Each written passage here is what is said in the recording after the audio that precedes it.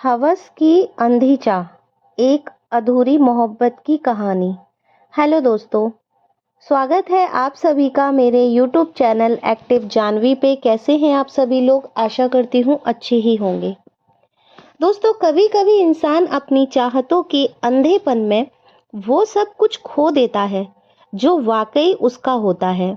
ये कहानी है एक ऐसे आदमी की जिसने अपनी हवस और शक के नशे में उस औरत को खो दिया जो सिर्फ उसका साथ निभाना चाहती थी, बल्कि उसको खुश भी रखना चाहती थी।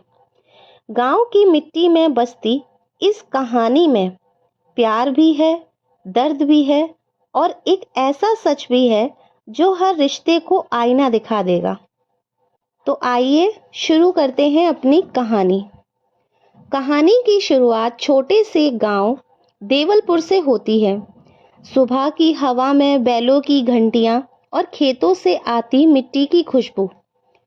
सीता लगभग 24 साल की, सीधी सादी, मेहनती और गांव की सबसे सुंदर और संस्कारी लड़की थी। उसका पति राम स्वरूप उम्र 32 साल, थोड़ा रूखा पर मेहनती किसान था। लेकिन उसका एक दोष था, शक और हवस में अंधा होना। सीता रात भर खेतों में काम करती, घर संभालती, बुजुर्ग सास की सेवा करती, लेकिन रात को राम स्वरूप उसकी थकान नहीं समझता। वो उसे एक सामान की तरह देखता। प्यार नहीं था, बस अधिकार चाहता था। गांव के लोग सीता की तारीफ करते तो जिससे राम स्वरूप के मन में जलन और शक पैदा होता था। क्यों हर कोई सीता की तारीफ करता है? कहीं वो मेरे पीछे कुछ। उसका मन भीतर ही भीतर जलता रहा। एक दिन गांव में एक नया नौजवान वीरू आता है। पंचायत में नए क्लर्क के तौर पर पढ़ा लिखा हुआ था, सुलझा हुआ लड़का भी था। सीता पंचायत के काम से 2 बार उसके दफ्तर जाती है, बस इतना ही। लेकिन यही बात राम स्वरूप के मन में शक का जहर बन जाती है।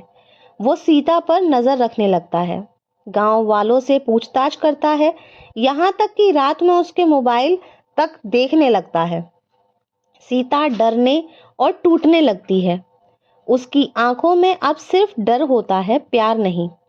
राम स्वरूप, मैंने कोई गलत काम नहीं किया, तुम क्यों नहीं समझती? राम स्वरूप गुस्से में बोलता है, झूठ बोलती है तू, औरत जात पे भरोसा ही क्या? ये शब्द सीता के दिल को चीर देते। अब घर में भी पराई महसूस करने लगी थी सीता खुद को। राम स्वरूप की हवस और शक दोनों बढ़ते जाते हैं। वो सीता को रात में जबरदस्ती पास आने के लिए मजबूर करता है, जबकि सीता अब सिर्फ डर में जी रही होती है। एक रात सीता सहन नहीं कर पाती। वो सास के कमरे में चली जाती है और रोती है। उसकी सास सब समझ जाती है, लेकिन कुछ कह नहीं पाती। धीरे धीरे सीता बीमार पड़ने लगती है। उसका चेहरा मुरझा सा जाता है, हंसी चेहरे की गायब हो जाती है और एक दिन सीता गांव छोड़कर चली जाती है। बिना कुछ कहे बस एक चिट्ठी छोड़ जाती है साथ में। मैं जा रही हूँ, उस चिट्ठी में लिखा हुआ था, राम स्वरूप, क्योंकि अब मैं वो नहीं रही जो कभी तुम्हारी थी। तुमने मुझसे मेरा भरोसा छीन लिया। जब सीता जाती है तो राम स्वरूप को गुस्सा नहीं, पहले दिन तो वो हंसता है। चली गई तो चली गई, औरतों की कोई कमी नहीं है मेरे पास। लेकिन धीरे धीरे घर की दीवारें खाली हो जाती हैं। कोई आवाज नहीं, कोई चाय नहीं, कोई परवाह नहीं।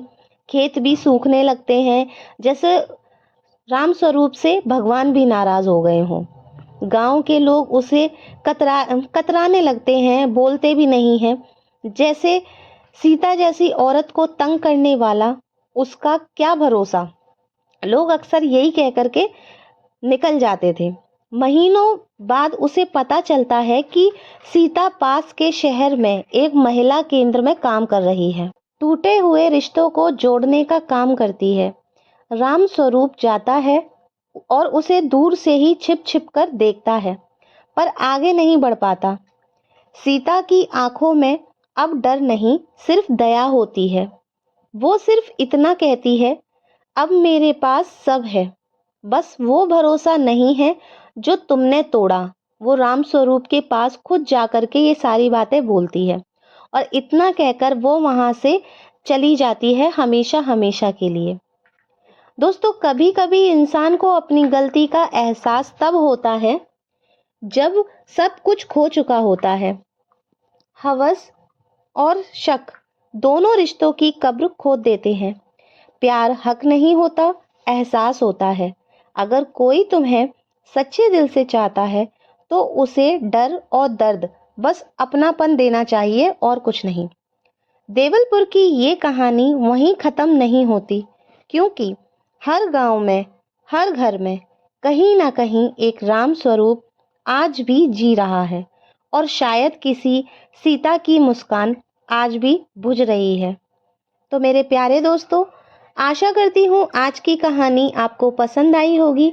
मिलती हूँ एक और इंटरेस्टिंग कहानी के साथ। तब तक अपना ख्याल रखें और मेरे चैनल को अगर सब्सक्राइब नहीं किया है तो प्लीज़ जल्दी से सब्सक्राइब कर लीजिए। साथ ही बेल आइकन को भी ऑन कर लीजिएगा ताकि मेरी लेटेस्ट वीडियो का नोटिफिकेशन आपके पास सबसे पहले पहुंचे। और मेरे वीडियो को एक लाइक ज़रूर कीजिएगा, क्योंकि आपका एक लाइक मेरे लिए मोटिवेशन होता है। साथ ही आपसे मिलती हूँ एक और इंटरेस्टिंग कहानी के साथ। और कमेंट सेक्शन में आप लोग मुझे अपनी राय भी बताइएगा कि आप किस तरीके की कहानियाँ सुनना पसंद करते हैं, तो मैं कोशिश करूँगी आपके लिए वैसी कहानियाँ लाने की। तब तक अपना ख्याल रखें। मिलती हूँ एक और रोमांचक कहानी के साथ। Thanks for watching. Her her Mahadev.